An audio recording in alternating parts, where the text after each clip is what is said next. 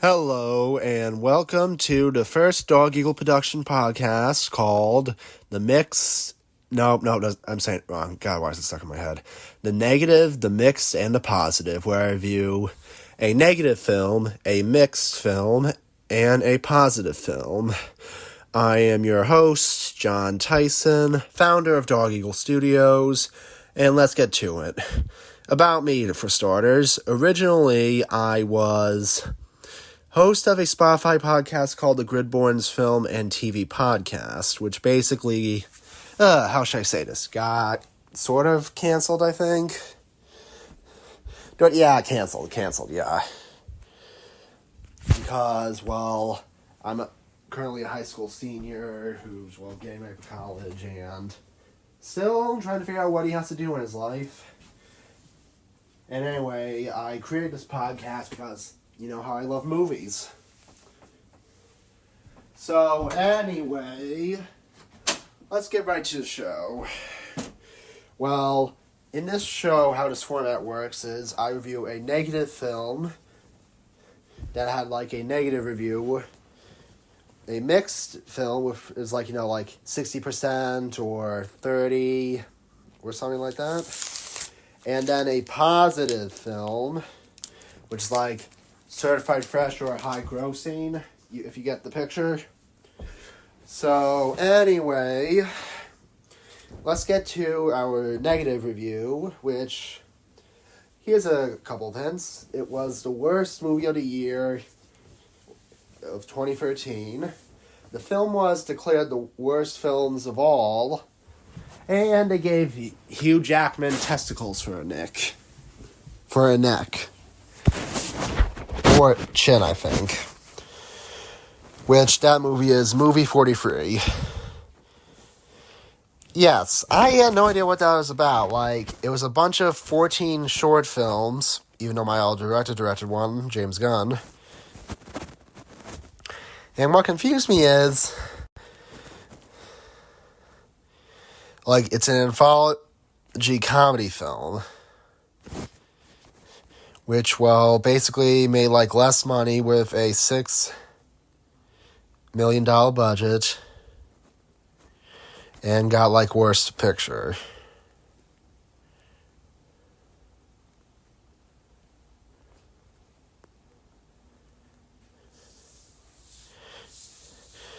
And, basically, oh boy, how am I going to tackle this down for, a breakdown? I'm just going to give my review because I am not reading an entire fucking plot of a bad movie. It's a series of different shorts that have, no connection at all.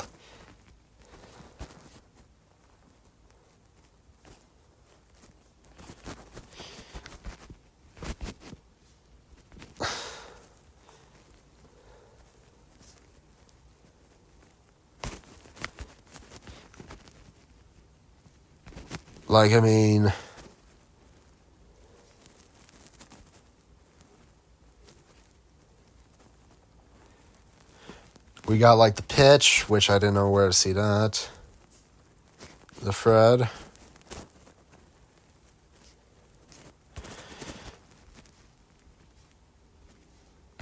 And then, okay, so how should I work on this? Basically give one segment to catch, which a plot about that. Single businesswoman Beth goes on a blind date with Davis, the city's most eligible bachelor,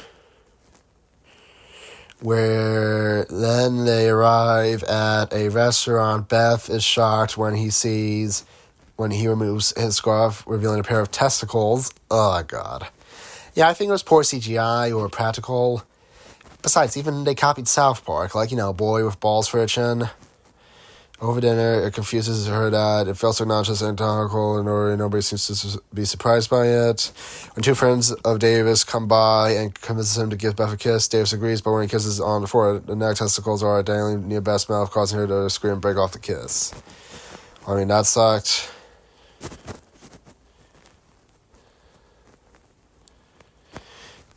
And we got some films like Homeschooled, where Naomi Watts got a Bad Actress Award. Okay, what else? Oh, wait, the proposition. This was like, how should I say this? Hysterical.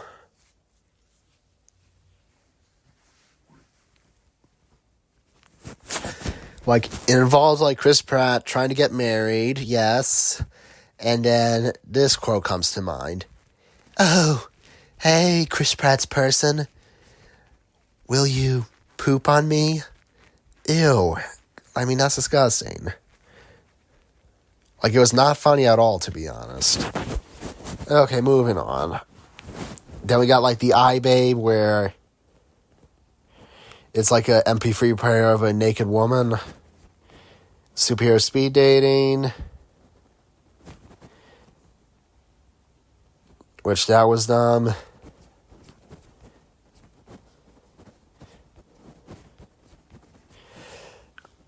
Then we got, like, Beazle, where a cartoon cat jerks off to Josh Duhamel.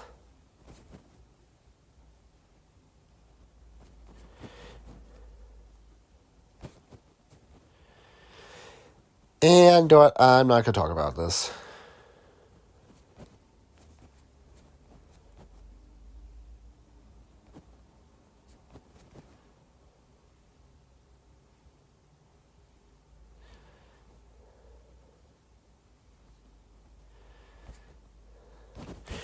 Okay, moving on. So, I don't want to, like, review, like, 14 films in, like, an entire episode. But anyway, let's get to it.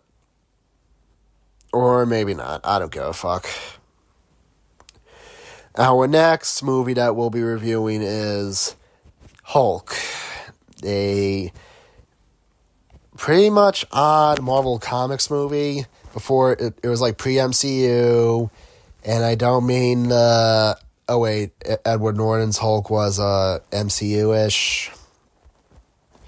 I mean, like, if Universal tried to create their own cinematic universe. And by cinematic universe, I mean Universal's cinematic universe of Marvel characters. Like, which involved, like, I'm bringing up a list now.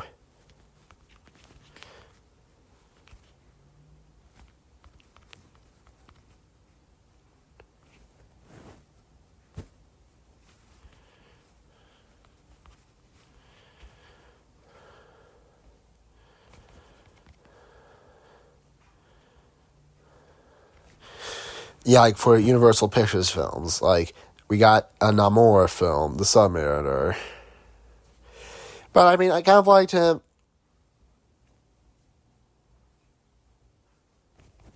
in Wakanda Forever, even though I'm watching now to get back at that, you know what I mean. Now we got, like, Hulk 2.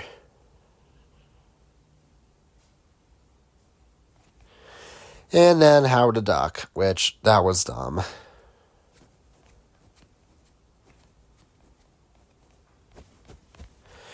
So, anyway, let's get to, shit. Like, you know what? I'll make it short. Like my critique. I'd say the film was okay. Like, my mom and dad saw it on a, I quote, date. In which, well, it was a bit of a failure. And why do you ask? Well, I mean, do you want Hulk transforming weird to make that, like, a tiny bit cringy?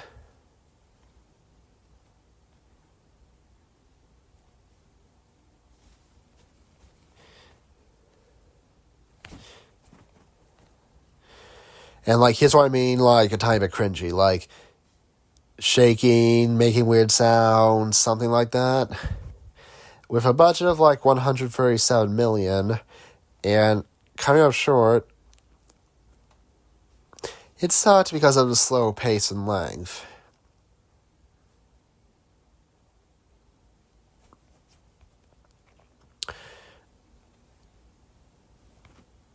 So, I mean,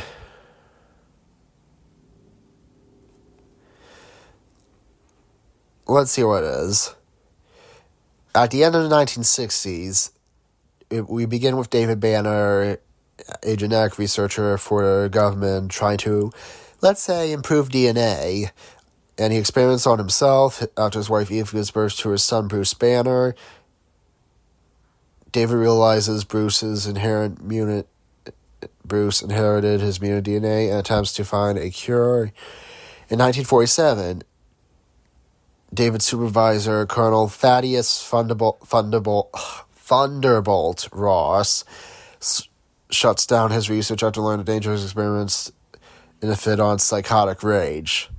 I mean, could you cast like Sam Elliott or as a William Hurt's replacement? Moving on. After dangerous experiments or a fit of rage, David rigs the desert-based gamma reactor to explode as revenge. He believing he's dangerous. David tries to kill Bruce, but accidentally murders Edith when she gets between them and tries to stop. David, a trauma-caused subconscious suspicion of Bruce's early childhood memories. Ross arrests and sends David to a mental hospital, putting a 4-year-old Bruce in foster care. Mrs. Krenzler adopts and Bruce assumes his surname. Growing up believing his parents are dead. 30 years later, Bruce is a brilliant scientist working at the Berkeley lab. His ex-girlfriend and Ross's estranged daughter Betty Ross, played by Jennifer Connelly, representing the private research company Atheon. The shady Glenn Talbot becomes interested in the scientist's nanomeds research to create regenerating soldiers for the military-industrial complex. I mean, what I kind of liked about this film was, like Ang Lee did try to do his best, even though I didn't see his martial arts film Crouching Tiger, Hidden Dragon, with Michelle Yeoh. But I could do that as a homework assignment. And moving on. Besides the comic book panels throughout the entire movie, David reappears as a janitor in a lab building to infiltrate Bruce's life. The now General Ross investigates, becoming concerned about his safety around Bruce. Bruce saves a colleague named Harper from an accident with a malfunctioning gamma sphere. Bruce awakens in the hospital in a hospital bed and tells Betty he feels better than ever, but Betty cannot fathom his survival since the nailheads killed everything else unknown to them. The radiation merged with Bruce's altered DNA. Later, David meets Bruce, revealing their relationship and hinting at Bruce's mutation. He later uses samples of Bruce's DNA for animal experimentation. At the lab, Bruce realizes that David is his father, triggering flashes of traumatic memories, increasing rage from the realization that his gamma-rated DNA. He becomes the Hulk and demolishes the lab. Betty finds Bruce, who barely remembers the previous night, unconscious at his home. On the following day, Ross arrives later to crush Bruce. After hours of interrogation, he seizes the lab and places him under house arrest. Betty locates David and investigates him. David calls Bruce that night, revealing he mutated his 3 dogs to send him to attack Betty. Enraging Bruce, behemoing the lab's destruction, Talbot attacks Bruce, who transforms into Hulk.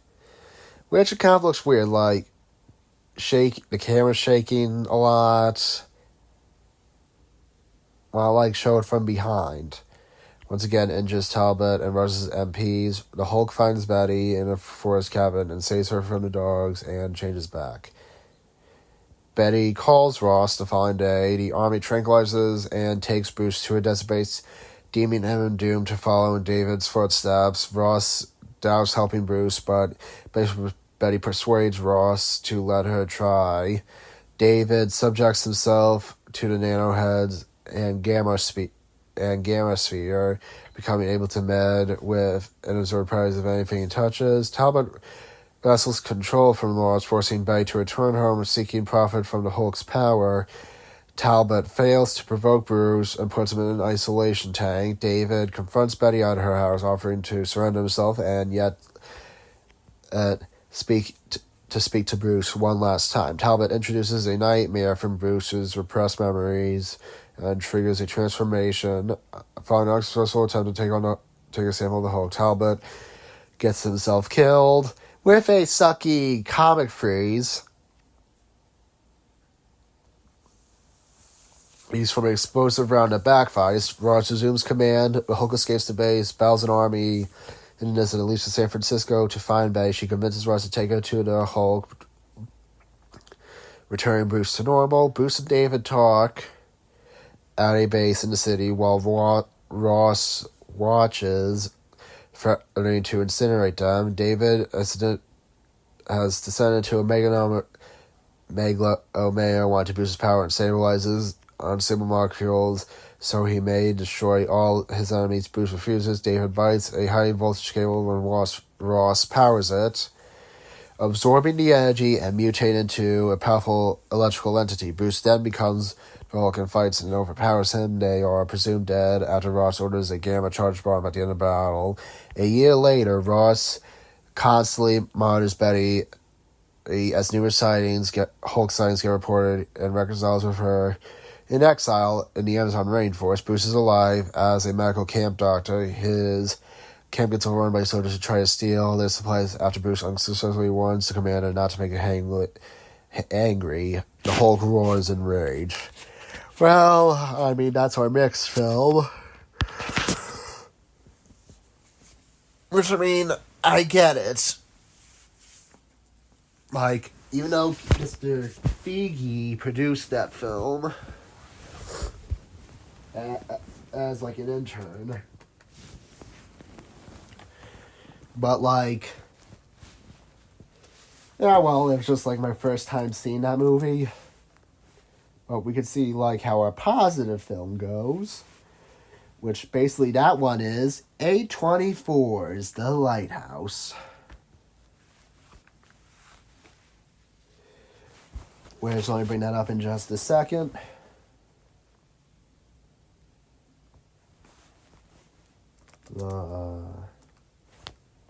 Hang on.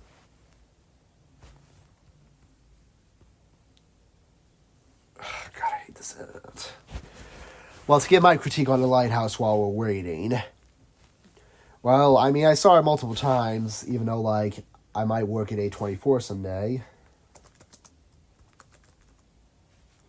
Which is directed by an all-time director of mine, Robert Eggers, which is like a re-envisioning of a 19th century folk tale. I'm just going to get to it. In the 1890s, Ephraim Winslow begins a 4-week stint as a wiki lighthouse keeper on an isolated coast off New England under the supervision of former sailor Thomas Wake in his quarters.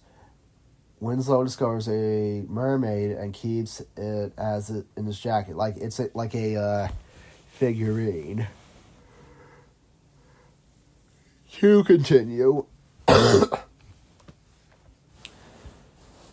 Wake immediately provides very demanding, subjecting Winslow into taxing jobs such as emptying chamber parts, maintaining the machinery, and carrying heavy kerosene tanks up the stairs, and painting the lighthouse while barring Winslow from the lantern room. Winslow observes that every night after ascending to the lighthouse, Wake disrobes before the light. During his stay on the island, Winslow begins to hallucinate sea monsters and logs floating in the sea, and masturbates to the mermaid on the figurine. Winslow is bothered by one-eyed gull, but Wake warns him against killing under the superstitious belief that gulls are reincarnated sailors. One evening, while dining, Wake reveals to Winslow that his previous work he died after losing his sanity, while Winslow reveals he is a former timberman in Maine who was stationed in Canada, now seeking a new trade. Moving on. The days get before the scheduled departure, Winslow discovers a dead girl in a cistern, bloody, drinking water. He attacked the one-eyed girl, he kills it to death. The drastically changes direction. A fierce storm hits the island. Winslow and Wake spend the night getting drunk, and the storm prevents the lighthouse tender from collecting on the next day. As Winslow empties the chamber parts, he discovers the bleached body of the mermaid, which wakes him and howls at him. He flees back to the lighthouse, where Wake informs the storm has spoiled their rations. Winslow is not worried because he thinks that tender is the only day late. Wake says that he's already been shared for weeks. The pair underneath a crate. A lighthouse space assumes that the reservations reserve the rations, but it's bottles of alcohol. As the storm continues to rage, Winslow and Wig get drunk every night and alternate between modes of intimacy and hostility. One night, Winslow tries to steal a lantern room's keys from Wig and contemplates murdering him. Winslow later sees the one-eyed head from Wake's previous rookie lobster trap, while Winslow confesses the Wake's real name is to Wake, and his real name is Thomas Howard, and assumed the identity of Ephraim Winslow as a foreign man in Canada. Basically, moving on, they tried to spill the beans that they said. They drank turpentine and honey, and a giant wave crashes into the wall there. Caught a gate in the morning. Howard finds Wake's logbook in which Wake has criticized him as a drunk and incomplete employee.